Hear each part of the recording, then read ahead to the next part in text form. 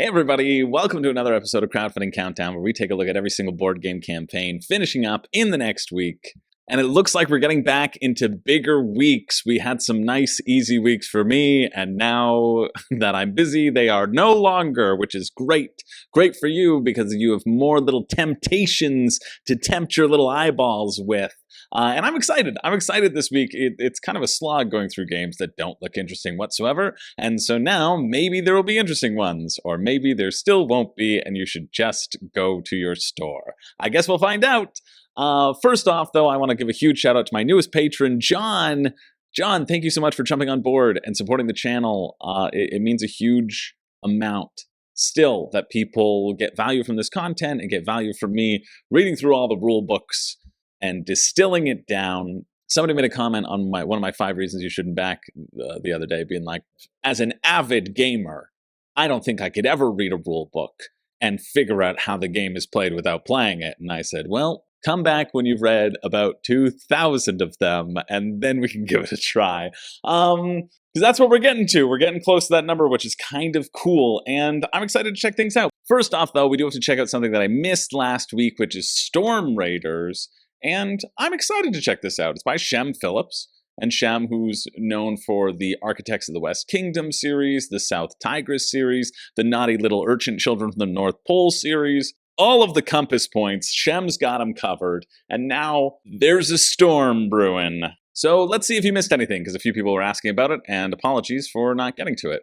I imagine New Zealand 160 USD, 56 euro, shipping added automatically. Okay. Because I can't see what the shipping is. You know what? There might not be a pledge manager here. Missed the campaign. Yeah, I did miss the campaign. What does that mean? Can I order it directly from stores? Probably. When pre-orders open for the standard edition, yeah. So again, it's just a pre-order system. You shouldn't worry that much if you ever miss a campaign, because there's always stuff available. But since it was on crowdfunding, we might as well read through the rulebook and see if it's worth even signing up for those emails. Race, raid, and salvage across Atlantis to become the greatest storm raider in this new game designed from designer Shem Phillips. Sure. I mean, I think Shem's designs are pretty nice, even though the couple that I've tried, I just tried Scholars of the South Tigris recently, and it didn't really blow me away. But I can see where it can click with people, right? Yeah, there's no pledge manager, but you can still just pre-order it, so probably the same. It will only be available to buy via crowdfunding. Will it? This is a good test. Will it? Because it does say Deadly Decisions expansion and more. Okay, yeah, so standard edition Deadly Decisions expansion. So maybe you can't get it. They're not immediately offering the deluxe edition when they said they wouldn't, which is great. It's great when people don't do that. Not everybody doesn't do that. It's very, very easy to say. It's just very easy to say outlandish things. I've realized through like my own dalliance in marketing that, like, when I see examples of people just saying things and not ever facing repercussions, I'm like, oh, that could be a real easy way to run your campaigns, right? Like, you see that a lot. They're like, yeah, we're going to do this. And when you don't do it, nothing bad happens to them.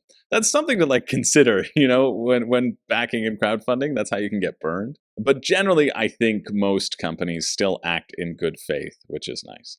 All right, gameplay overview. For thousands of years, all we have known is the Rift Storm.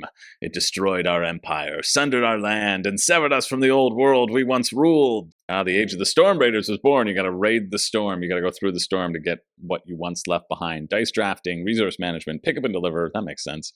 Set collection, that makes sense. And variable player powers, like every game, always now. Which is great, because it's my favorite. Storm raiding is a perilous task filled with many dangers. That wasn't an overview of gameplay. That was just a pitch. That was an overview of theme. See, there's a gameplay overview, a name of the game, what we think you'll like, and then a how to play. And then finally the rulebook. Yeah, that's why you just read the rulebook. Let's get this closer to my mouth so I don't have to hunchback at Notre Dame this whole thing. That's what she said. Taken out of context, I was talking about my mic, you fools. 6 rounds, players will add up their prestige points to determine who will be remembered as the greatest storm raider of all time. Here's what we think you'll like. Get ready for tension. Yeah, that's what I like. 12 turns each, so you have 2 play stuff. Yeah, read the rulebook. I don't even know why I'm bothering with that garbage. All right, so on your turn, you select a single die from the center of the map, and then you must use it to either move one of your 3 vehicles or to rest. Visit wreck sites to salvage, because you got all of these, and so you pull your dice out, and you're trying to expand further and further across the map, stealing stuff before other people can get them. That makes sense. Medals you place on the open slots of your dashboard, so you get to upgrade skills? Is that it? That's not blue, that's black. Anyway, that's a blue side. You have a gray side and a blue side, apparently. You're going to be getting these contracts. The only difference is that some give you mods if you're too slow, and otherwise you get medals. Medals are better. I haven't quite figured out why they're better. You can only have 7 of them, though. I imagine they upgrade your stuff a little bit. Oh, okay, cool. So there'll be some places where you can get resources and then some places where you can fulfill the contracts. And so it's kind of a double. Well, it's a pick up and deliver, but you have to deliver it not to one central location. And so there's a race both for resources and for the contract. There are a variety of rewards on contracts. These are explained in detail on page 21. Here's page 21, and it's not, it's just the iconography reference. That's not really explaining them in detail. I guess you just get that thing. This is what I get for skimming. What do medals do? Medals, there we go. Multiply the value reached on the medal dial by the number of medals collected. Gain prestige equal to that value. Okay, so there's point. Mods, multiply the value reached on the mod dial by the number of mods collected. Gain prestige equal to that value. Seems like it's easier to gain points through mods then. They said, oh, you better hurry to get the gray side, otherwise you won't get your medals. But like if mods give you things and points, why would you ever care? That's my question. Even in this example, it's like, oh yeah, you know all those beautiful medals you collected? You got 6 points for them, and you got 24 points for mods. So, not sure why that was in there.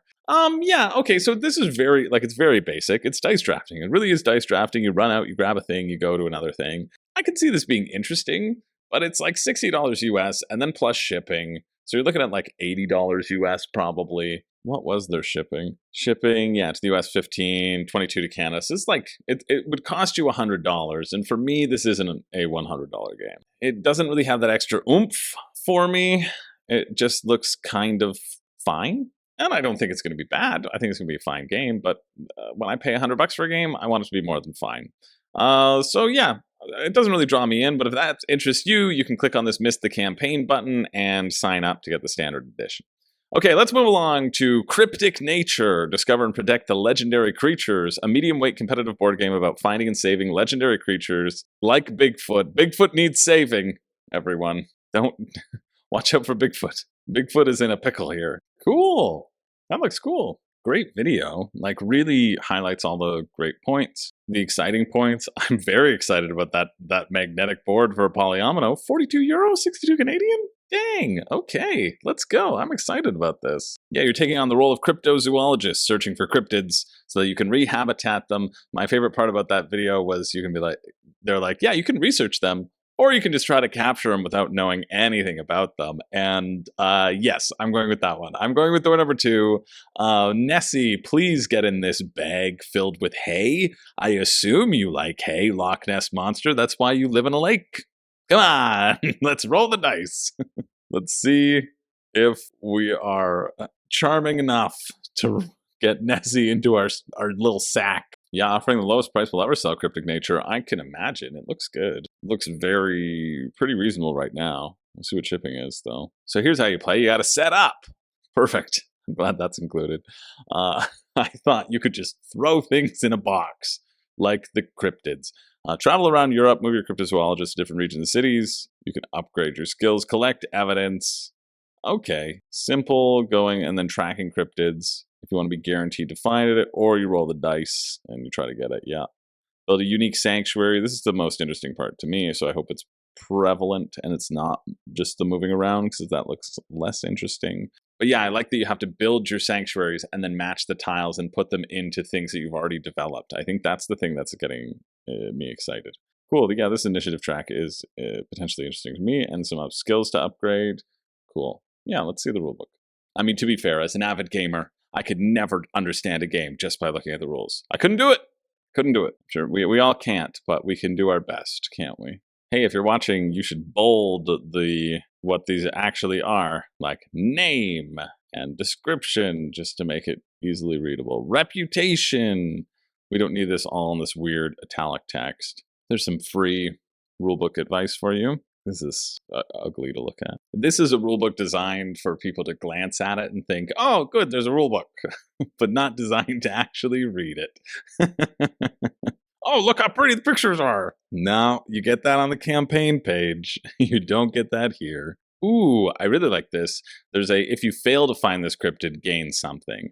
and that seems to be positive. I really like that. So it kind of encourages you to push your luck on those cryptids. And if you get it, great. And if you don't, maybe you actually get the resources that you need. That seems pretty exciting. Cool. The skills feel fun. Interrupting movement, so moving twice, collecting stuff adjacently.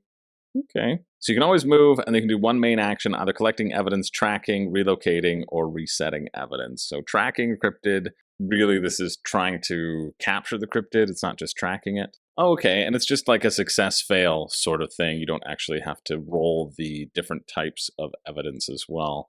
So it's a little bit higher chance. You can also have a skill that mitigates that too. Yeah, I like that everything as you go through, it's like, hey, you can do this action, but you also get to maybe have an ability on it if you have invested in that thing. So that's giving me more hope for excitement than I thought there might be. Yeah, relocating, you get bonuses depending on where you place it. You can refresh the market, basically. That's an action you can do. It's a bit annoying that that's an action, but there's probably going to be timing of that. I don't know if I like that it's an action. If there's no evidence at all, the evidence must be reset. Automatic evidence resetting. Doesn't count as an action. Okay, cool. So there's that. At least there's that. I love when games immediately address my concerns. Cool. So with the assistant phase, you can either move down in player order to get resources or move up to spend those resources to get an ability. I really like that this is tied into player order as well. And then this is how you're going to be constructing your zoo phase. Yeah, solid so far. Expansion rules. What do the expansions add? That is interesting. Because there's a couple expansions that they've got going on, which a bunch of people are getting. I love that they don't really have an explanation of the expansions. They're like, we know you're going to get them anyway. 358 and 697. Yeah, because everybody always goes for all in. But there's no breakdown of the expansion. There's just the breakdown. There's like the smallest bit. You've got islands to travel to new faraway destinations to track more cryptids. So there's just more spots on the board to travel with. That doesn't seem that exciting. And you've got some ships to get there. Okay. And then flora, diversify your cryptid collection with mysterious plants. Adds a completely new mechanism of tracking cryptid plants harmoniously integrated into the basic mechanics. Yeah, that seems potentially the more interesting one. This is just like, it's a bigger word. There you go. I'm going to look through this flora one just briefly because I'm intrigued. Normally I don't look at expansion stuff because the base game should be enough to tell you if you're excited or not, but that's what we're going to do today. It's not like we have 19 more tabs open. Shh, don't tell Chris of the future. Oh, he has to go to bed. Location of all the cryptids. Yeah, the only thing I can see like not being that exciting with this game is the specific locations of all these cryptids and having to get to that place. I could see it coming up where it's just random where you are on the board if you don't have a lot of stuff to mitigate that movement on the board. I could see the powers not playing in as much as they might hope to. These don't seem to like super enhance things as much as I was expecting. Why am I looking at it so small? Again, it's related more to the spots and locations on the board. So maybe this is to mitigate that randomness of the spots, give you more spots to work with, give you more options to play with. That could be a potential. I'm not going to look at the other one because I said what I said and I don't expect that anything could change my mind ever, right? Damn it, I gotta do it. Oh, I gotta do it. Most hidden and isolated places. More stuff. Ships on the game board. 2 island cryptid. You need to use the skill with a flight ticket. So you need to get a ticket to do it. So you have to spend extra actions. Yeah, that's kind of what we expected. I like spending money on tickets, though. It gives an extra little thing to consider, but not significant. I'm not interested in the expansions right now. I'm interested in this base game. What's shipping look like? 18 to 20 for the US. That makes sense. 23 to 25. So for me in Canada, it'd be still like $90. This is significantly more interesting, though, as even a pick up and deliver than Storm Raiders. So if you're even considering Storm Raiders, go cancel your pledge and get this one instead. I think this looks cool. You can probably know that I think it looks cool by the amount of time that I spent on it. Normally I go, yeah, okay, seen it. But here, it looks nice. I'm a bit trepidatious about the movement on the map. That's something that's a little bit hard to envision. And as an avid board gamer, I could never fathom or consider how that could work in real time without actually experiencing it. So best of luck to you. Anyway, that finishes Wednesday, February 21st at 11 a.m. Let's move along to Eve, War for New Eden. This is a board game adaptation of the iconic EVE Online MMO. The table is set for the grand game of cosmic chess. Make your first move today. Wasn't there another EVE one that already happened, though? Or am I thinking of something else? I'm thinking of something else. I'm thinking of the that other space one. Oh, they did Lobotomy, but not Lobotomy 2? I guess that was over. Thinking of the other sort of 4X space game that was turned into a board game. Age of Wonder Planetfall? No. Anyway, let's check this one out. Well, I don't know how much of a faithful adaptation this will be, because I don't think you get to pay a ton of real-world money just to have somebody destroy your ship immediately while you're sleeping, as it continues to move in real time. But other than that, maybe there's something here. Oof, I see all these little boxes, and that makes me cringe. Capsuleer Pledge, everything you need to play. Veteran Pledge, best value with all expansions. Oh, God. Relic Seeker Pledge, a game so large it will blow your mind. I mean, hey, if this gets people off playing it online and playing it for now, that's okay. I love that the minimum price is $200 Canadian. And I also love that over here, they don't care. They don't care about teaching you how to play. I bet there won't even be a rulebook here. They just want to show you all the cool ships that are in the box. I do like that there are ships, the ship minis in the core box. I was worried that there wouldn't be. I also love that everything has an exclamation mark on it. Oh, except for the rulebook. They've got an exclamation on everything. 4 player boards, 43 board tiles, and 4 board connectors. Rulebook. 80 plastic cubes!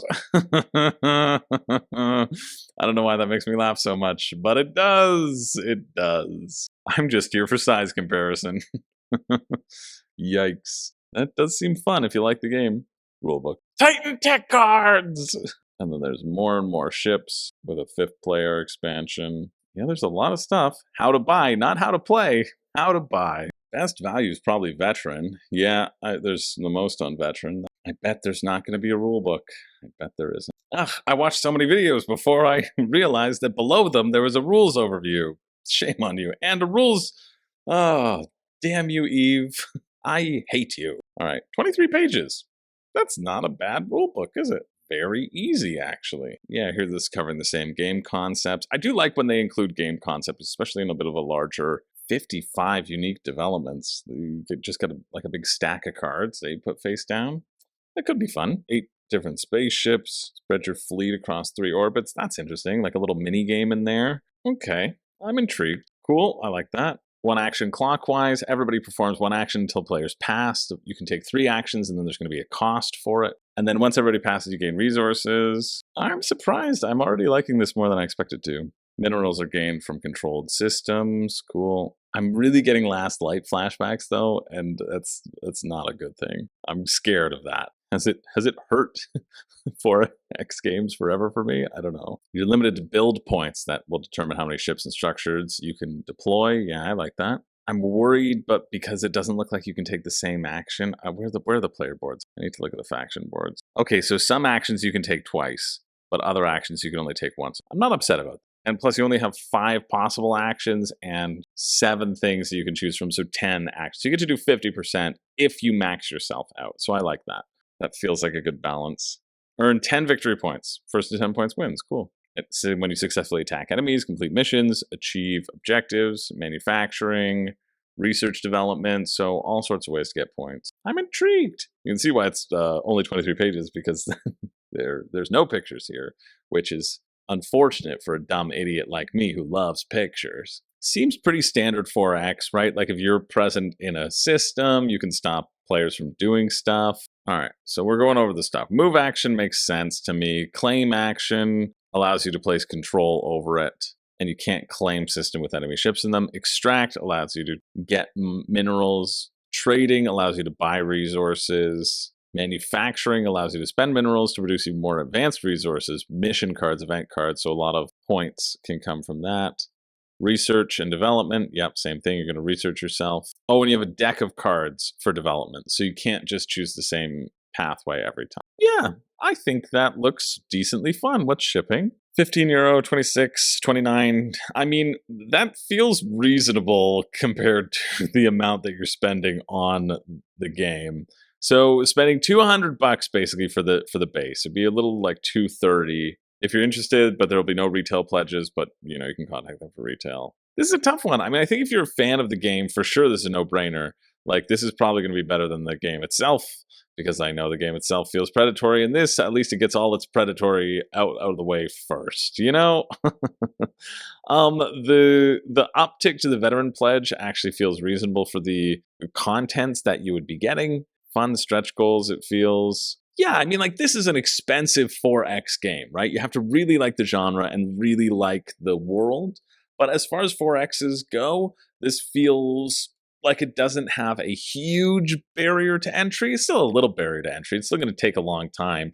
But the mechanics themselves feel familiar to me and not overwhelming. And I think there's a potential here for it to be interesting. I also think, I don't know, 4X really isn't my jam. And so there's nothing here that really makes it stand out and makes me particularly excited about it. But I think if you like the genre and if like you're excited about this, I see no reason why you should throw away that excitement. So if you're interested in that, it finishes Wednesday, February 21st at 2 p.m. Okay, we got to move a little bit quicker. I know I say that every time, but we really do, because we got a big week here. So let's check out Tokyo Highway, Rainbow City, a colorful new board game expansion for Tokyo Highway with new pieces and new ways to play. It's better than ever. I've heard good things about Tokyo Highway. I've always wanted to look into it, and I never have, so now I'm going to learn what the fuss is all about. I like this. I like how it looks very tactile. I kind of thought it was a roll and write, so this looks fun. That looks very fun. How much are you? Interested retailers. The expansion set is 27 Canadian, and the base game and expansion is 60. You get just a bunch of stuff, though. It's like a Meeple Circus style thing. I want to know if I can get this locally. Tokyo Highway, 60 bucks Canadian. It's sold out, but maybe they'll get more. What about this is where I am right now? I doubt they have it, though. Their selection's a bit less. Dang, this looks fun, though. This just looks silly. If you like Meeple Circus, which I know a lot of people in my life do, this could be really interesting. I want to know if you have to put the things down with the tweezers, because the tweezers feel like an amplification of fun for me, and if it was just used to show off the stuff, I would be sad. I like this idea. In the expansion, there's going to be new rules, so you flip through them, I imagine, for different missions. I hope that's variable. Check out the rule sheet for Tokyo Highway. Yeah, I'm interested. Oh, wow. Pretty small. It doesn't look like it's variable, unfortunately. I honestly don't even care. I don't even really care how it's being placed. Okay, so you all start with your own little area, and then you're going to expand from there. So you're going to be connecting constantly from there, trying to get to different things. I like that. It's sort of route building, but you have to physically navigate around things. You add a column, and you have to go up top and down below and hope things don't slip. This looks kind of cute. There are tweezers, but it just says use tweezers as needed, so it's not a prerequisite. You let me down, Tokyo Highway. Yeah, I mean, this kind of looks fun. There's not as much variability as I was hoping for the rules, but I guess you could just choose what missions you can do. I wasn't quite clear about the difference of the car shapes, if that has any bearing. I think it's just for fun, which I also am okay with. That's just emblematic of what this game sort of is. So it's 60 bucks Canadian plus shipping. What's shipping going to be? I imagine it'll be like 80 or 90 to get to me. Yeah. Expansion, Rainbow City. I mean, those are both the same, but they're more expensive. What? Oh, the different expansions. Okay, so that'll be the first one, then it's the second one. So the actual thing. So $38. Yikes. Ooh, Rainbow City and base game, $33 or $43. I don't know what the change is with these different things, but that's a lot. Again, we're paying like $100 for this game, which is not something that I want. But maybe if it's in stores, you know, at that 50 price, I would be interested because it's kind of cute. Yeah, I mean, this feels very charming to me. I'm happy it exists. I'm happy people are getting it.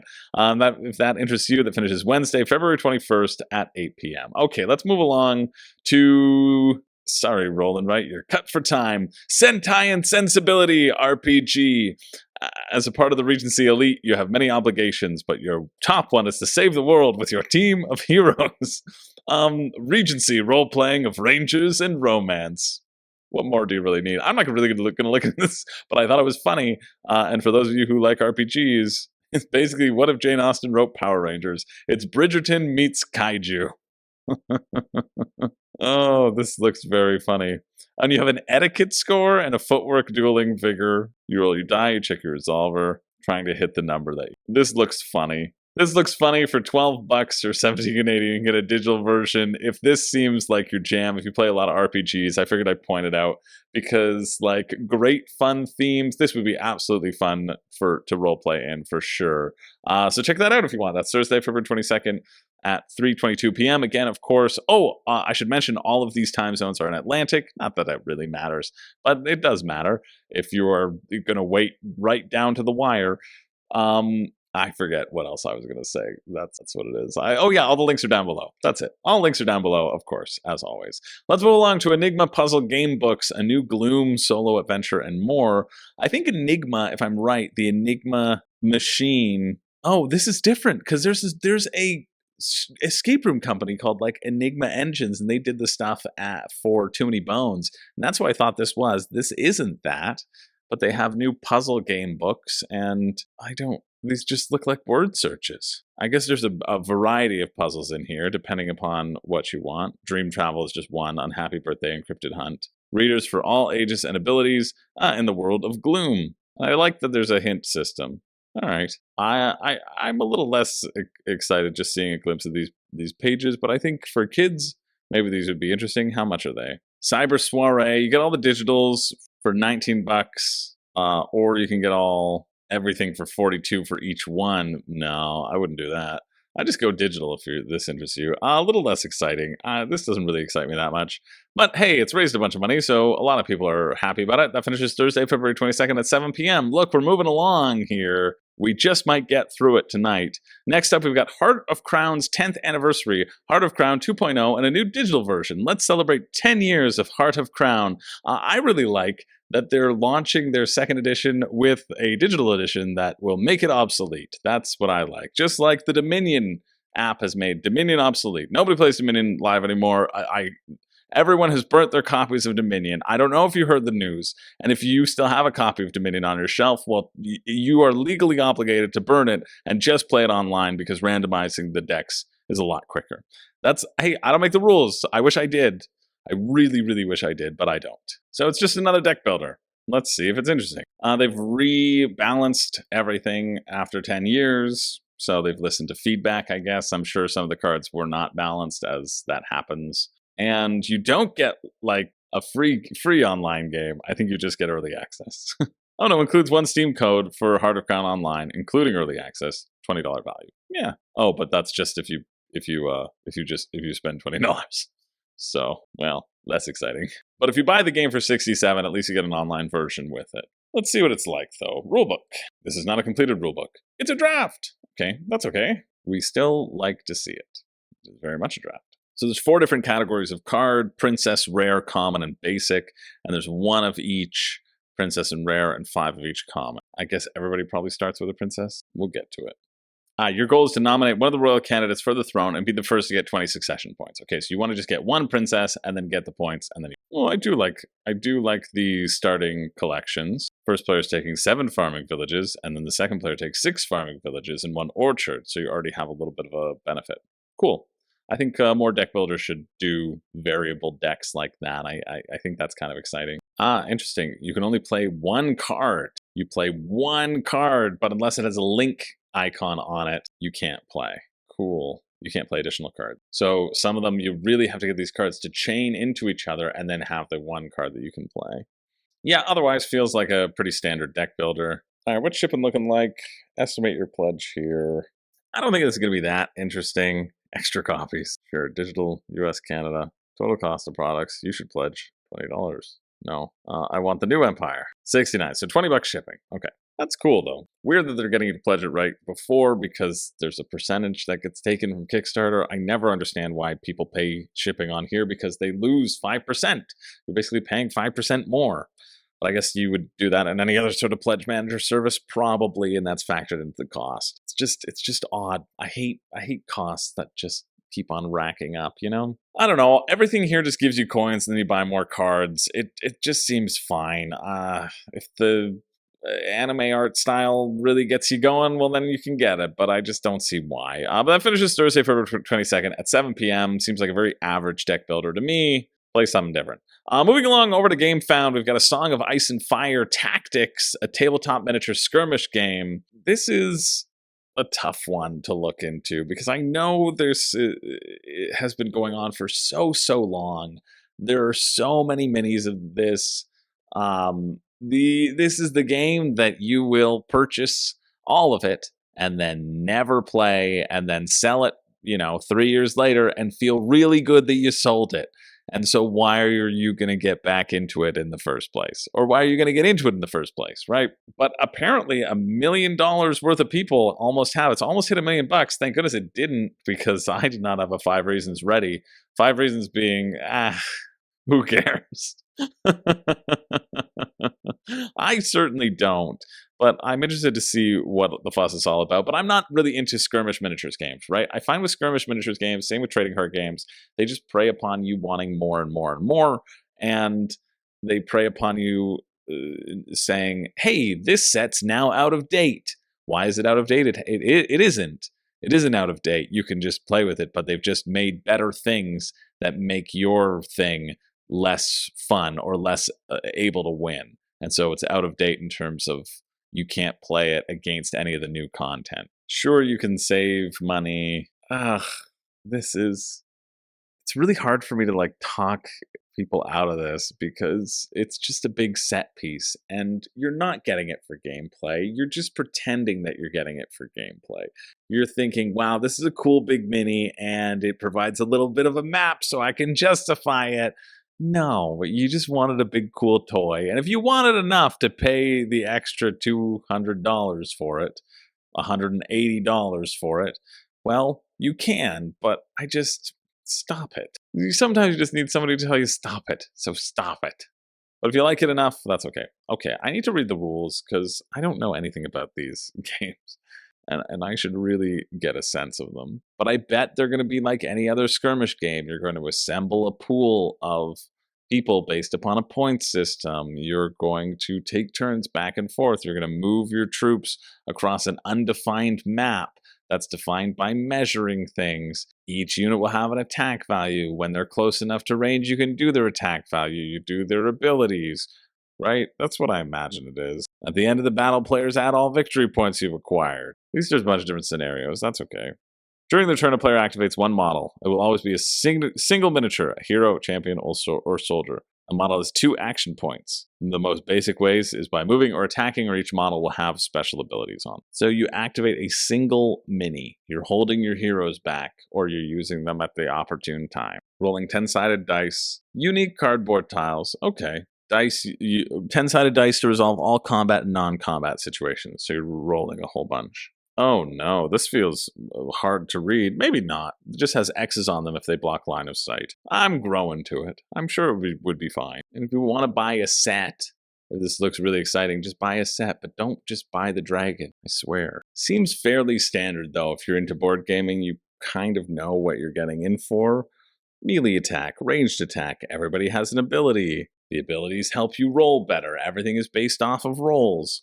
I think because I don't really like stat check resolution. I mean, I don't mind rolling dice some, but I like this sort of random chaos of dice in a game that doesn't take itself too seriously tactically. I think if I'm playing a tactical game, I want to be guaranteed on an outcome if I've outmaneuvered my opponent. I don't want to feel like I've gotten a really good tactic strategy and then just fail some dice rolls, right? I think that's what keeps me away from it. And I also know I don't like deck construction, and I feel like army construction is very similar to deck construction. It's very similar to Magic. The only deck construction that I do is on Hearthstone, and I just net deck everything, right? I just take something from the internet that somebody else has created, and I have fun with it. I like going into a game with the same chance of success, so to speak, and not having already lost because I don't have the right units and somebody else built their game much better than I could, and I've basically lost. I just don't know that I've lost.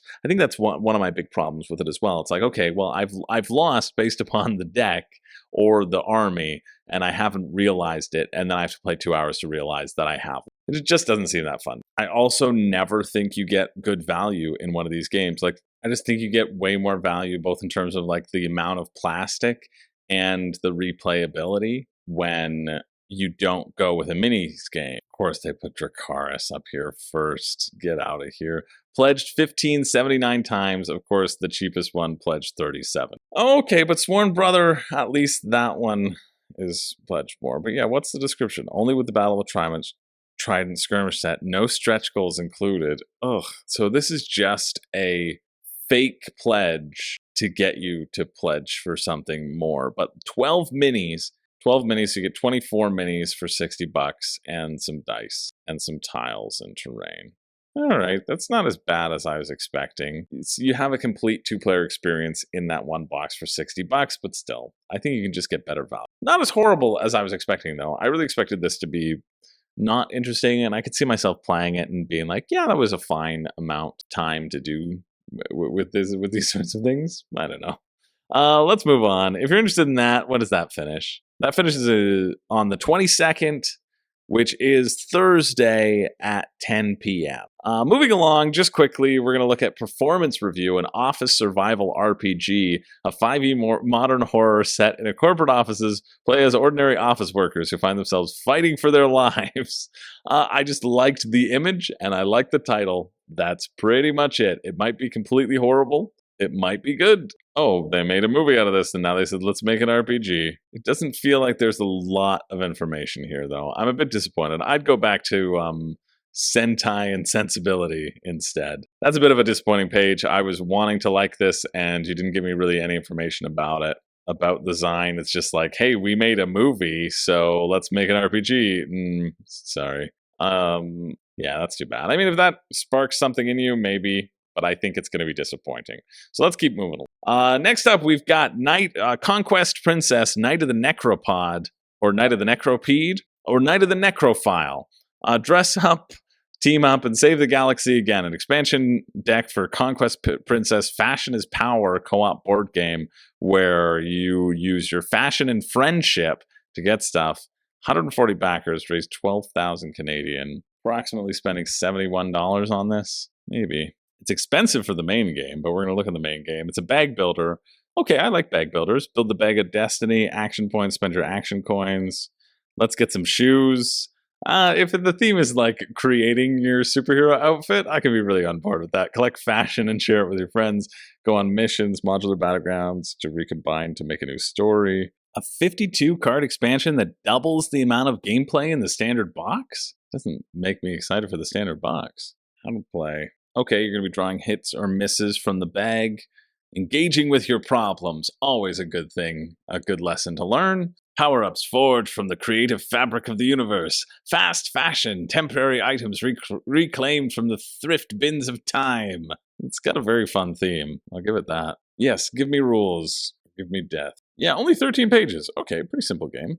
Pits the agents of Tiara against the fashion tyrant Mugaga for crimes of fashion. Oh, geez. I just know I'm going to find my name in there. Each mission is standalone, so it's just a bunch of scenarios that you can play. The actions you take and the choices you make depend on your location. Each mission will be carried out on 2 or more battlegrounds. So when you set up, you're going to choose a number of battlegrounds right here, I guess. A double-sided Tiara Princess board. You're always playing with 4 people, so it's always balanced for that. If you solo it, you just have 4 characters. That would make me want to play this at either 2 or 4, depending upon how complex the characters are. I hate this rulebook, just like cramming everything together. Okay, but there's going to be one event, and then everybody gets to do their turns. Well, really, evil gets to attack first, but not on the first round, obviously. Here's the flow. You reset your action coins, you pick one of your something actions, which we'll figure out. Then you take an action, you spend your action coins, and use fashion. And then check for transformation. See if you're able to reach your ultimate form. I do love that you can probably get enough correct fashion items to change. Oh, using a starter, so basically an ongoing ability, but you can only pick one? That seems not fun. I mean, it's a different sort of thing, right? Depends on what you like. I like when you have grown your engine over the course of the game and you get to activate a bunch of things at the beginning of your turn. Some people might like having to tactically choose which special ability they use. Still a form of engine building, so to speak. Move, shoot, and engage your feelings. Those are the actions you can take. Oh, if you have 4 cubes on your wrist blaster, and the coins on your actionometer line up with your transformation sequence. Well, this is one where I'd opt to watch a video. This is not a conducive rulebook for my brain at this moment, and I've got to move on. Really, you know what? I am really not an avid board gamer. As an avid board gamer, I can't unpack this rulebook. It's like, why are you telling me these things? And why is this the order? And why is it splayed out so much? It still hasn't delivered as well. So they're just adding stuff to it so there's no widespread feedback. I love the concept of it. I really can't wrap my head around it right now. All right, I've watched a couple playthroughs as well. It just doesn't seem that exciting to me. I'm sorry to say. I spent a long time watching videos and I'm like, when's the action going to happen? You're just managing different crises as they come up, and you're drawing from the bag, and you might draw things that don't let you complete them, and you might draw successes. The idea of leveling yourself up, empowering yourself up, that seems exciting. Unfortunately, it's not grabbing me. The theme's really grabbing me, but everything else isn't, from what I've seen here. But maybe you'll be different. Maybe you'll be able to figure it out other than me. I imagine you're much smarter than I am, being the avid board gamers that you are. That finishes Friday, February 23rd at 1:01 p.m. I'm going to move on over to Last Light. Now, I was very excited for Last Light until I played it. And I kind of went over that in my recap to the Niagara Board Gaming Convention. Not the Niagara, Level Up Gaming Convention. It was my last game of Level Up, and I was very excited. We played an 8-player game to do this 4x in under an hour, and it took us 3 hours. And so that was already a strike against it. And there's a bunch of things that I'll reiterate, but what I'm most looking forward to here is reading through the rulebook, because I learned it from other people who didn't learn it through the rulebook, who learned it through how to play, because the rulebook was so friggin' obtuse and was not helpful whatsoever. And so hopefully they've changed all that sort of stuff. So I'm going to take a look at all that, and then I'll give you a brief how to play on it as well. Those are definitely not to scale. Over here, no, they're not that readable in the game whatsoever. Stop it, GameFound. You need to fix your friggin' system. Oh yeah, that was something that I didn't say. Apparently, and we're going to read this in... Stop it, GameFound. I'm using a visual aid here. Apparently, with this Xfinity expansion, when you add in the 8 players, right, you add somebody onto the outskirts here, and they start with extra resources because they're further away from things, when really, if you count the spaces to get to the inner rings or to the things on the side, it's exactly the same. It's exactly the same. Maybe there are 3 spaces. Some of them can only access 2 spaces, and some can only access 3 spaces, like 2 turns down the line. But by that time, the board's already rotated and given them even more options. So yeah. Okay, I don't know why I'm watching that ad. And I'll tell you, I really like Roy as a person, and I really wanted to like this game, and I'm hoping we played wrong so that I can like it. But as it stands, I had one sort of major flaw with it, and that's it kind of forces you into doing actions. It doesn't give you the freedom that I would want in a 4X games, because you can only pick up your cards. Here's how to play. You have 6 cards right here: research, mine, construct, and you get to play one of them. Right? They all do different things. They all do 4X-y things. Everybody does this simultaneously. Then you reveal, you do it. Research, you get to upgrade your ships and stuff. Mine, you get resources. Construct, you build stuff so that you can get more resources. Trade, you can exchange resources, some things for points. And then finally, you have the refresh, actually, command. You get to move your ships, explore new sectors, attack enemies. That's fine. And then finally, you have the refresh action, where you get to pick up your action card. This is the way you can pick up your action cards again. But the thing about this is that nobody gets their refresh card back until everybody has played their refresh card. And so if people all play the refresh cards quickly, then you get to pick them back up quickly. In an 8-player game, and maybe it's an 8-player game. Maybe it's a problem of an 8-player game thing. It very well could be, because you basically just all play the same actions in a different order. There's no way to just sort of specialize in the thing that you want to consistently do over and over again because you're forced to wait. And I really dislike that the game itself says, no, you can't take the actions that you want. You have to wait. Everybody has to do basically the same sorts of actions because you want to sort of draw things out before you play your point getting thing. And so if it so happens that somebody has a technology that gets to enhance some of these actions, like, hey, you can move twice, well, then you just win.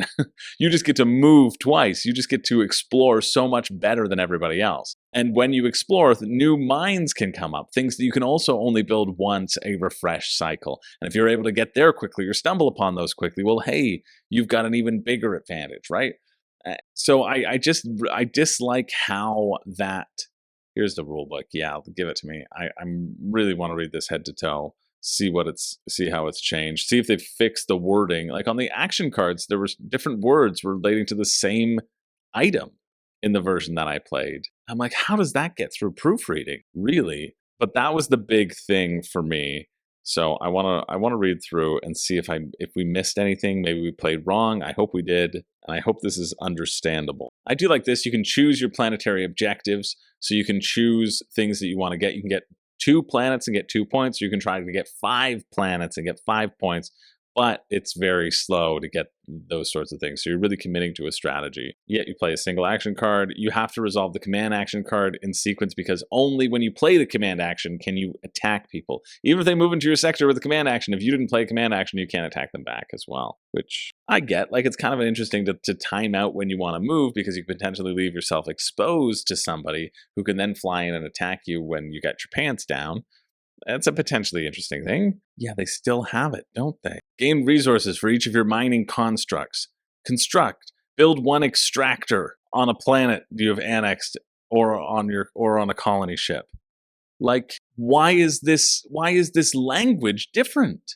I get that it's a construct for each of your mining constructs, but there's only mining extractors. Like, why is this language different here? It makes for just a ridiculous learning situation when new players have it. When you use different words for the same thing, like, get it together, Gray Fox. Really. Oh, you can choose the same action twice. That should be on the card because that was also a point of contention. All ships controlled by those players may attack. Ships may attack even if they did not move. Okay, cool. But that doesn't mean that people still have to have played the command action in order to attack. I think we played this right.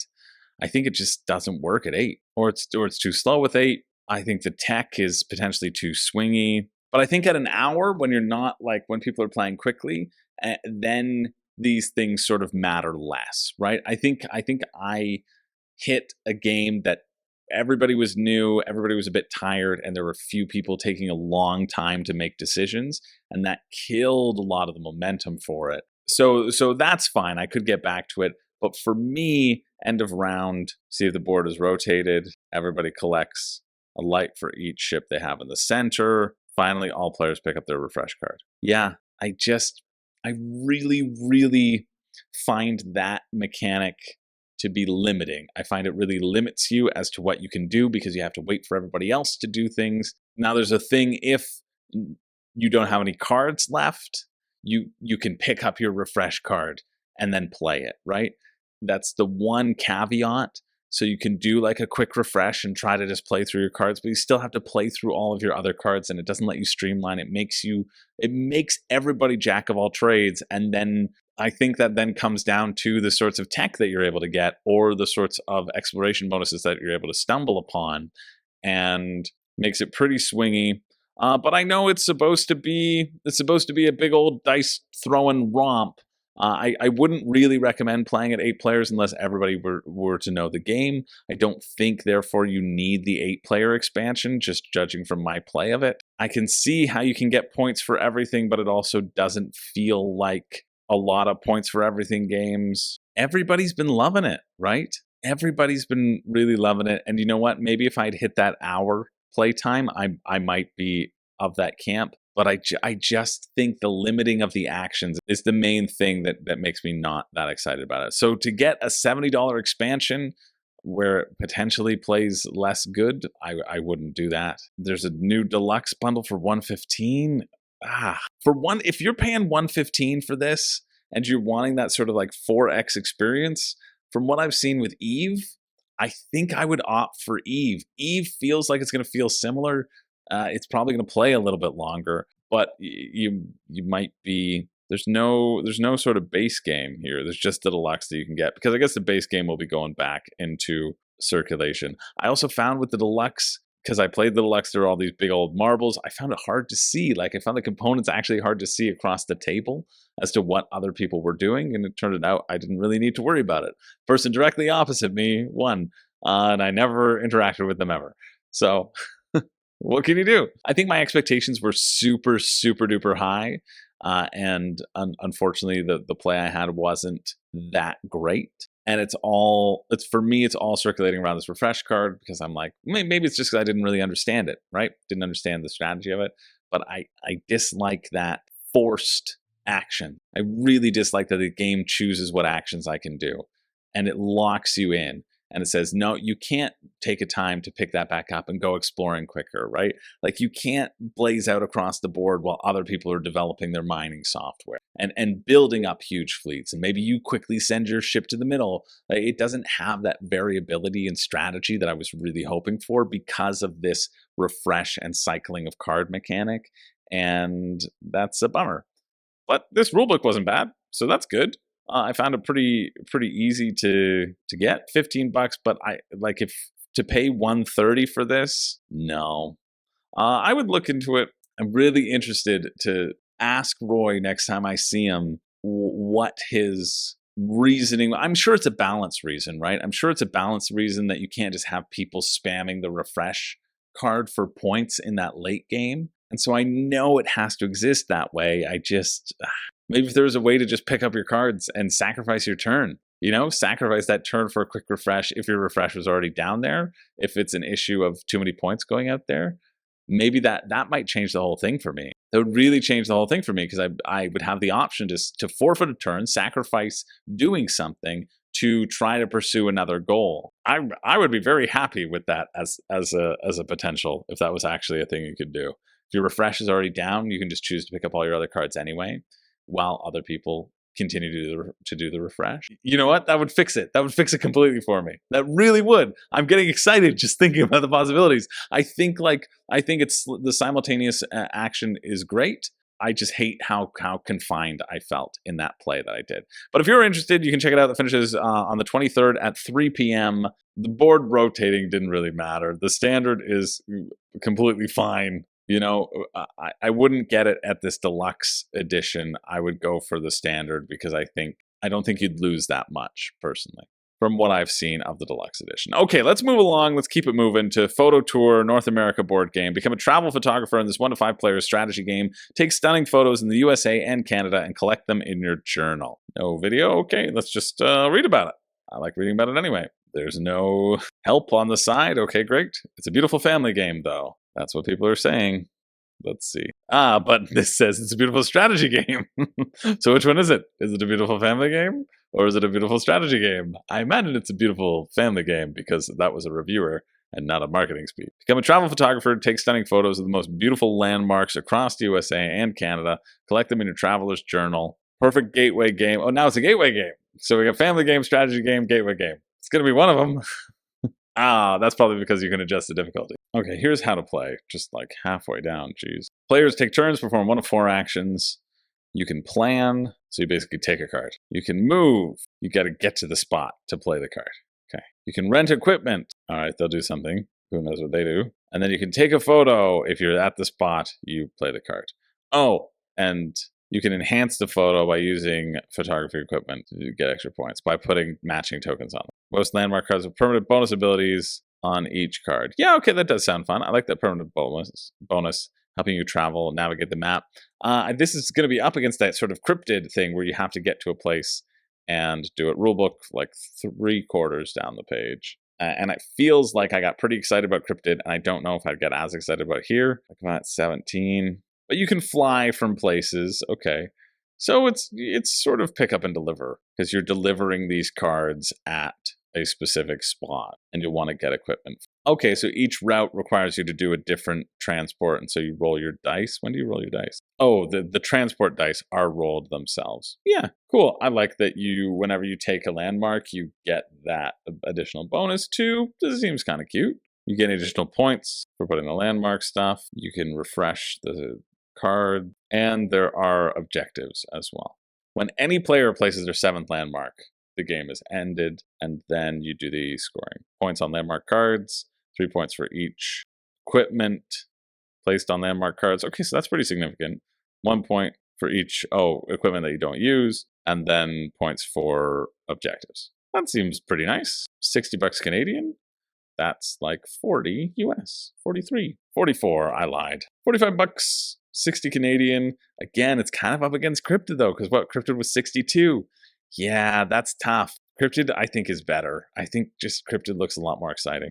$12 additional for shipping though. So it'd be about 56 to get to your door. For me, it's 76 to get to my door. It's cheaper than Cryptid, but a little bit lighter than Cryptid as well. This looks, completely good. Definitely looks completely reasonably good. 76, yeah, I'd say good family game, good lightweight game, moving around. I'm trying to think about what sort of games already exist that do this. It seems quite simple. I think for me, it's a bit light for my tastes, but I see nothing wrong with it, really. There's going to be some efficiency to jump around the board. There's going to be a little bit of timing which routes you take. There's going to be that randomness again because you are on this fixed board, and sometimes a card's just going to come up. That's going to be perfect for somebody, but that can happen in a lot of card games that have that randomness element attached to it. Yeah, I didn't expect this to be as simple, but I see it being just, a very gentle style game. So if you're interested in that, check it out. It finishes Friday, February 23rd at 4 p.m. I'm glad it's raised the amount that it has. I think it deserves it. Moving along, let's go to Nature Games Trio, Sunrise, Snowfall, and Floriferous. Create beautiful pottery, wander through the woods, and enjoy your garden with our relaxing games. Got it. Floriferous is the Pocket Edition, but we also have 2 other games as well. $15 for both Floriferous and Sunrise, and then for Snowfall in the Mountains, and $25 for Sunrise at the Studio. $50 for the 3 of them. That feels quite nice. Let's just see if they're any good. Looks like there's some sort of dice in the pottery one. And of course, the video was just somebody making pottery, and I couldn't stop thinking about Ghost. Gameplay and rules. Yes. Okay, just jump right there. Ignore everything else. Those aren't the rules. Read the rules. Yeah, give it. Oh, and they're all here. Great. Object, earn the most points by completing pottery projects. How do you do that, I wonder? Each project looks like you have to assemble a certain amount of resources and then spend those resources to get it. Oh, cool. Each day you choose a different work style, I think, and that tells you how many cards you draw, how many you discard, giving you different bonuses. I like that. I kind of don't like that you're just going to always use the same work styles. So it doesn't really matter what you do with these. It's like, well, one will happen unless you can't keep cards from day to day. Then it might be a bit interesting. But you're always going to be passing cards to each other anyway, so you're going to be getting a lot of cards. And I guess depending upon what cards you draw, you're going to making that choice as to what you pass versus what you keep, versus how many you want to hate draft away from people. Yeah, okay. When is it the best to keep the most things? Seems like it'll be pretty self-explanatory, though, every time. And then whenever you complete projects, you can get advantage cards and additional projects. So you just keep on moving things over and over, and the advantage cards let you kind of snowball things together. That's where the fun of the game will be, is drawing these advantage cards, creating the combos, getting points. Easy, quick, simple. What about Winter Awaits? Tell me how to play this. Set out from your cabin for a day in the snow. Follow animal tracks, connect paths, use your tools to place different features throughout the beautiful woods surrounding your cozy cavern. It's like a tile-laying game. Are you going to build your own thing, or are you building on a, oh yeah, I know I could have just gone back. You're building on a communal board. That's what I'm interested in knowing. 30 snow tiles. So it's a communal board for sure. Cascadia style scoring for every different type of feature. Everybody's 2 tiles. They make up your hand. So at least you have a little bit of knowledge going into it. That makes sense when there's only 30 tiles. You expand the woods around your cabin by placing connected tiles or using tool cards. Is this only for one player then? Yeah, if you like Carcassonne, check this one out. Carcassonne meets Cascadia, but I think it's a solo game. I really wish it would tell me in the rulebook or on the page. Pencil first. Winter, wait, did it tell me and I just missed it? Literally doesn't even say. Does it say up here? A new solo challenge. Okay, it says up here, but not in the actual gameplay. All right, but it's like a little solo game. That seems, decent enough. Playing, hitting different scoring conditions as a solo puzzle for $15. Yeah, I'm okay with that. And then we're on to Floriferous Pocket, which I've never played Floriferous, but I've heard it's pretty good. Decent. I've heard it's good. Score the most victory points. Yeah, I said victory. What do you want from me? Score the most victory points by collecting flowers and pairing them with arrangements, desire, and bounty cards. For the most victory points. All right, so there's 5 types of flowers, 5 colors, 5 bugs on them. These are the 3 aspects that are used for scoring, arrangement, desire, and bounty cards because, of course, I desire my bouquet of flowers to be just filled with bees. And that's what I want. Nothing says I love you than a bouquet full of bees. Unless it's a bouquet filled with beetles and moths. But at least they were pink tulips. At least there was that. Nothing says I love you more than a bouquet of bees. You've heard it here first. Oh, okay, so you're going to be choosing in a column. So you make this column first, and then you choose, and that's going to determine the turn order for the next choice as well. I really like this, because you can see what's going to happen. You can map out the things that you want to get, and you can try to manipulate your turn order to get or hinder those things, deciding to take something. Because here, these 2 lilies are basically the same. They're not lilies. Maybe they're lilies. I don't know. They're daisies. They look like daisies. These pink ones, they look basically the same. These little pink ones right here. And so you'd obviously take the top one because that affects you in turn order. Great. I like this. Already, that looks cool. 5 rounds total. Easy peasy. Get the most points. It's very, very King Domino style of choosing turn order, but I think it works and will work elegantly here. And you're just trying to complete these bounties up top. Oh, okay, and you get 3 days. Okay, so day 1, so you get 15 choices. Cool. I like that even more. And things will stick around because you're going to get to go back across the aisles each time. Cool. Doesn't look like things stick around, though. It would be fun if they stick around. Yeah, this looks quite nice. Simple, easy set collection, and lots of different ways to collect sets. Yeah, for $15, that's nice. That's really nice. Good job, Pencil First. Great. What's shipping like? Canada, I bet it's horrible. Zone 2. One of them. $18. Yeah, it's more expensive than the game itself. So it'd be $40 to get this sort of pocket edition. That's a shame. I mean, I guess you could have made it $20 and then charged less for shipping, and I'd probably say, oh, $13 for shipping, that's okay. But that's why, again, as you always got to consider the final price. It'd be $45 to get Floriferous. If it was $30, I think I would have bought it, because I think it would be nice to have a little pocket card game like that. $45 is a bit too much when I can probably wait and get it somewhere else. Yeah, $26 for the larger version. But this is pretty good. I think I'm very happy about this, because I think I'm going to be on the lookout for Floriferous. That one stands out a lot to me. Sunrise at the Studio, probably the least interesting, and Snowfall over Mountains. I'm not a solo player, but if I was, I might be interested. And so you could get the pack, right? It would be 68 Canadian plus a little bit in shipping. The pack is 24, so it'd be 100. It would be 100.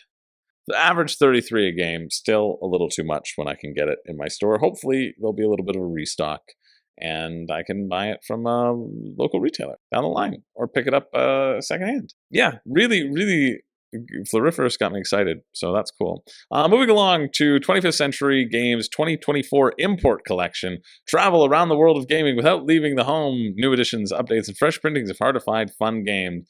Hamster Rolly, also known as Hamester Roll, also known as Hamester Rolly. If you know, you know. That's an interesting one to me. Hamster Roll is a great, fun dexterity game. 11 new games. Wow. We're gonna cover a few of them. We'll go through 25th Century Games. Ever since they did Raw, they're like friggin' top of my list for producing things. That is such a beautiful addition. I can't even tell you. We've got Run, Run, Run, which is $25. You need to run. Likely with this, 16 extra bonus shapes for Hamster Roll. You know what? That actually might be pretty good to get. I'm very intrigued by the 16 extra bonus shapes. Yeah, you may not want to wait. The plate collection, cool. And then you can get everything for 160. 11 games, our biggest savings, MSRP 260. That's pretty good. That's probably pretty good. 216 Canadian plus shipping, like 250. You're looking at like $25 for each one of these games if they're good. Witchcraft is one of them. Cool. Let's keep going. Let's keep looking through them. Ugh, I just know that I don't really want to read through 11 rule books because I'm so close to the end, but I'm going to glance at them. We're going to glance at them. Cooperative game that can be played alone or with friends. Cat ventures and rooms. You wake the boss mummy, and then eliminate all mummies from the pyramid. You lose if any mummy reaches the final chamber of the pharaohs. Mummies move, you move. So you got to run around these rooms and punch mummies in the face before they make it to the final room. And how do you win again? You wake the boss mummy and eliminate all mummies. So you got to take them all out. Sure, seems cute enough. Not something I would crowdfund, but cute enough. Hamster Roll is great. Okay, I played this with Wes Todd on a video that I don't think ever got released, where we did the Pocky one-chip challenge and we played Hamster Roll. And man, was my mouth on fire, but it was so fun to do it that way. It's a really solid game. On your turn, you put a little shape here. You put a little shape on the ring, and if any pieces fall out, you take them. You want to get rid of all your shapes. Done. But you get a bunch of extra new pieces on that one. That's gonna... I like that they just told us about those two games, and then they didn't tell us about anything else? Why are you not telling us about anything else? One price shipping, regardless of the number, so $20 you want to go for the full thing.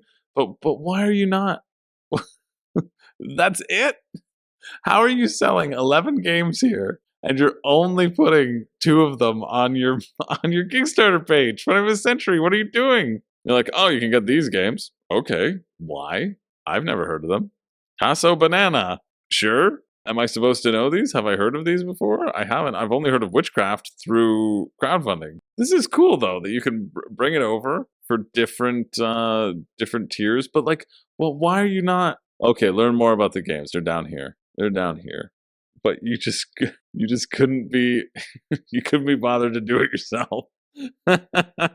Like, there's Board Game Geek lists. You don't need to know about them. They exist. But they wanted to highlight Run. Oh, because it had new rules. I guess there's that. And then Hamster Roll, because that's probably what people have been wanting to get. Yeah, I mean, fair enough. If 21st Century won't tell you, why should I? That's the moral of this story. Miles, there is the rulebook, 21st Century Games. I'll be honest with you, though. The fact that they didn't include the rulebooks and they included them for a couple others, although Witchcraft is good. Witchcraft had a campaign page. Could have just stolen that from them and then just thrown it on here. I want to know what Tasso Banana is. This is going to make or break it. Full of bananas on the banana trees. Stack your banana sticks on the game board. If you succeed in laying a stick on 2 sticks, you can play one more. Lay all your sticks first and win. What? Oh, you just got to stack them. So you got to make banana bridges. Oh, and it encourages you to stack on an additional one, because then you can play another one. So then you can get rid of them first. Okay, probably not that interesting. Penguin Party. What are you? Collectively build a pyramid of penguins, emptying your hand of cards along the way. Sure. This is get rid of your fleas for Circus Flocati. Reiner Knizia did this one. You're not going to lead with that? I don't know. I don't know. I mean, the price is right if you wanted all of them, but just because something is a deal doesn't necessarily mean you have to buy it. And I'm speaking directly to you, Chris, who's contemplating it right now. I'm speaking directly to you. But if you're interested in that, the finish is Saturday, February 24th at 12:30 a.m. But wait, there's more! There's more pegging pastimes. If you want to peg each other in your pastimes, well, there's a bunch of games that, may not fund. Has the pegging craze finally gone out of style? Judging by my evening plans, I don't think so. They've published a bunch of pegging games, and so they added a bunch more pegging games. Again, just the little things that you move back and forth. How much? $14 for one. Yeah, I'd go with the abstract set from Memory Games. That'll probably be in next ones if you're interested in that. I just wanted to jump to that because that's another bundle of things that is not funding. And finally, the last one that we have this week, we're going to check in on something after this, but this is pretty much the last one we have. Pocket Air War Definitive Edition. Pocket Air War is a fast game of aerial combat in World War II. You can play anywhere you want. I imagine I won't enjoy this because I bet it's, yeah, look at these little chits. I'm already scared. I'm already scared because, and it's a pocket game that's going to cost me $50 Canadian. Like, I don't even know why I'm looking at it, but some of you might be interested, so I will do it for you. I'm just not this theme interests me a zero amount. I think that's part of it. Easy to learn. You can play it at a pub. I do like that. You'll have a bunch of these little chits of different airplanes that you can vroom, vroom around the board. You'll have dashboards to associate with them. Oh, read the rulebook all the way friggin' down here, 3/4 down the page. Well, at least there's a tab. I'll give it to you for a tab. I already know. Even the font. You know it's a war game. It's a war game font. You know the war games that I like? The ones that aren't war games, like Star Wars Rebellion. That's in the WSBG Wargaming Invitational. Actually, I haven't played that yet, but I know Zach loves it, so I'm excited to play it with him eventually in my life. I can guarantee that will happen. And hey, if you're not going to Breakout Con, go say hi to Zach. Zach's going to be running the World Series event there while I'm away. So you should go to Breakout Con if you're in Toronto. It's a fun time. Go say hi to Zach. Say he's the best part of Room and Board. And don't tell him I told you to say that. Make his little day, okay? Gonna make it a lot better than my day reading this. I'm sure it's not even bad. I just really don't like the theme, right?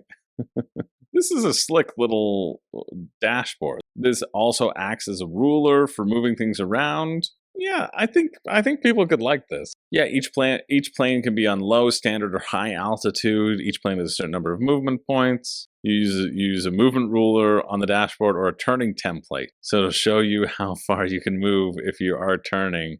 Cool. You know what? I think this looks pretty slick, and this is something that I wasn't interested in whatsoever. So that should tell you something. That should tell you that it's pretty decent. It would cost a certain number of energy in order to do the turn, so you have to manage your resources in that way. I am very surprised that this isn't putting me to sleep.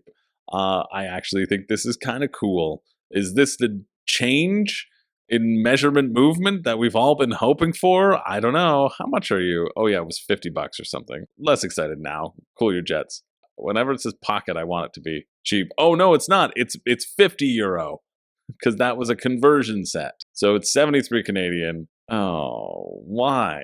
I can't believe you've done this. For just a bunch of little cardboard squares. The game. What's in the box? A bunch of little cardboard squares and a bunch of cardboard targets. Well, okay, wooden energy tokens. There you go. Wooden altitude tokens. D8, D20. I guess you do get some wood in there, but sorry, it's going to be 73, and then it's going to be shipping, which shipping's up here. Above, there's no... I'm afraid that they aren't going to be rewarding my next statement, because that's ridiculous that they have a polite rewarding campaign notification and they don't have a shipping tab. You dummies. €8, €12, about to Canada. They don't send to Canada. North America, €24, €30. Jeez. €24. This is like $100 game. Any enthusiasm that I was gaining from the rulebook, I've just lost. They do have this polite rewarding campaign, which says, kind, polite, assertive, and patient backers will be rewarded with a priority and express service, both during the campaign, the post-campaign, and the shipping phase. If you're nice, we'll send it to you. If you're mean, we're going to sit on it for a while, and then we're going to send it later. Now, don't worry. As long as you're patient, we'll get it to you immediately. But if you want it immediately, well, I got bad news for you. We'll get it to you in 7 years' time. We're a small company. We only have so many hours a day. I get it.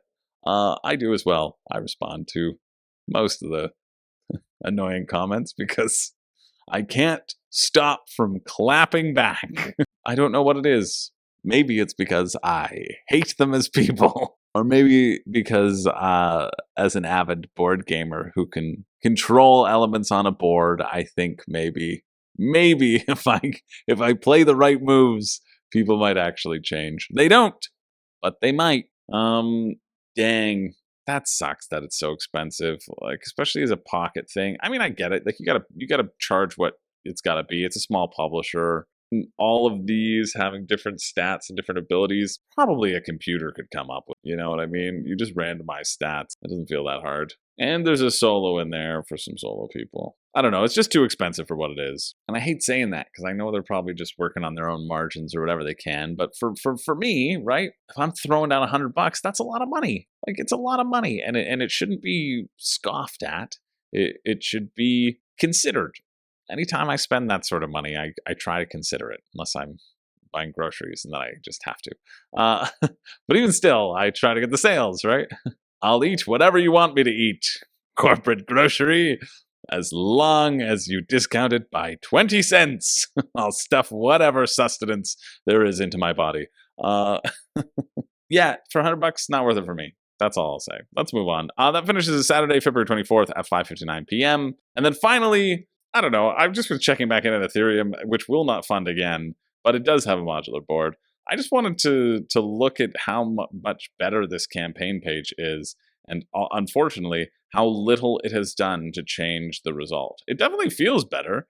Definitely feels better than what they had before. It's a better picture. That grass is better. Proven gaming experience. There's a little bit more added. A free gift to get the people going. Yeah, giving people the sensation of value, emphasizing that the board is modular versus what it was before, adding in that green to give the pleasure centers of your brain a little boost. All that is good, but it's still the same game. And I guess people don't want boxes in their box, is what we've learned from Core Box of 45. Do they change the price at all? I don't think they. Core Box 59. Yeah, okay. 2 to 4. Oh, so they made it as a 2-player game to make it 45 to potentially have people be able to get it, and then 59 so they could get the expansion. Oh, up to 6 players. Okay, pledge. Core Box is 2 to 4, and then this can go up to 6 players. So they cut down costs. Cut down costs. When did they cancel? How much did they raise? I'm curious. 22 Canadian, and they're less? Oh, damn. That's got to be disheartening. They cut the costs, but they didn't gain back 219 backers. They've actually lost backers, 161 backers. That's I don't know what they did wrong. I don't know how they lost backers. Maybe the backers looked into it and thought that it wasn't that interesting of a maneuverable puzzle and that the boxes were a gimmick. Probably that, but that's too bad. Anyway, I just wanted to check in because I'd covered that before and I saw it again. And I was like, oh, well, this year's me mentioning it one more time for it, to cancel before this video launches, which is what happened that time. But it takes us to Tuesday, February 27th. So at least there's that. That's it. That's it for the week. Every week I do a pick for me and a pick for you. Well, not every week because some weeks are garbage and I don't want you to purchase garbage based upon my recommendation. I want you to purchase garbage so that I can say, I told you so. You shouldn't have purchased that garbage, because that's my general stance for pretty much everything, because I'm cheap, cheap, cheap.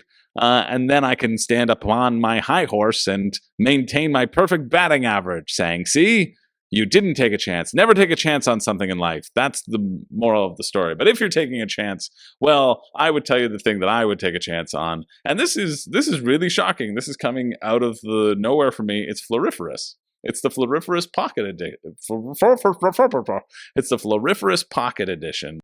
Yeah, I think this looks slick. It makes me want to pick up Floriferous when I see it somewhere. So that's what looking into the rulebook has done. I think it looks kind of cool. Imagine that, though. An already established game beating out everything on the menu. Yeah, that's true. But my pick for you is going to be Cryptic Nature. I think the price here looks good. I think the amount of things that you can chain together makes a potentially more rich experience than the photo tour.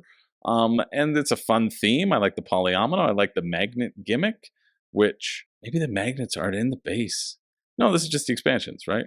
All in deluxe bundle. Oh no. Oh no. No, okay. Then we just get art book, Kickstarter, exclusive upgraded game components, metal coins, and wooden token, and all applicable stretch goals. I think you get magnets everywhere. That was a close one. That was a real close. Yeah. It's right here. I think you get it there. Perfect. Fantastic. But ultimate cryptic is that you have to hover it over and drop it, and wherever it lands, that's where it is. It doesn't matter if you're planning that or not. Yeah, I think this looks quite nice. It's quite nice. I like the theme. I like the little inner workings. Again, my concern would be the map and navigating it. Very similar to my concern with the photo tour, but I think it does look pretty cool. The production looks nice. What else have these people done? ID Venture. Let's see their track record, because I think I should probably start checking that now before I recommend things. Clue Box Pro, Davy Jones Lockers. Okay, this is their first real board game. They've just done like handcrafted puzzle boxes and stuff before, but they've at least created things. Neat. Getting into the board gaming game. Yeah, I think this looks like it'll be surprisingly interesting, and I don't know, maybe I'll be wrong. Now I'm scared. Now I'm just scared. Yeah, I think this looks cool. But I've put my caveats out there, but I think the price is what's really leading me towards potentially giving this a try. I think it looks pretty slick, and if you want to take a chance on something on crowdfunding this week, and you were thinking about this one, well, I think you're allowed to be excited is what I'm trying to say. Anyway, let me know what I missed. If I missed anything this week, it seems like things are ramping up again. Mid-February, finally we're hitting the long time mark, or some just involved rule books or interesting rule books that warrant spending some time on it. A lot of things happening this week, really, and not necessarily bad ones. Board games are good, right? Board games are generally pretty good. And I still think we got to be choosy with it. Cryptic Nature, it's not one that I'm seriously considering backing. You know what I mean? It's still the pick for you. I still think it looks good. But for me, it's not. And even with the price, I've taken some gambles. I still have a lot incoming that I haven't played. I still haven't gotten Hidden Arc to the table. I want to get that to the table, because I know there's an expansion out there, and maybe I can play it before I do coverage on when the expansion's out. There's a lot of stuff. It's easy to get suckered into crowdfunding, and it's easy to have like a ton pending. And there should be a number in your head where if you have 100 games pending, because I know some people do, and you don't have 100 spaces on your shelf, you're not allowed to back anything till the things come in. If you have 100 games pending, you're cut off. I know there are a few of you out there. I saw you talking.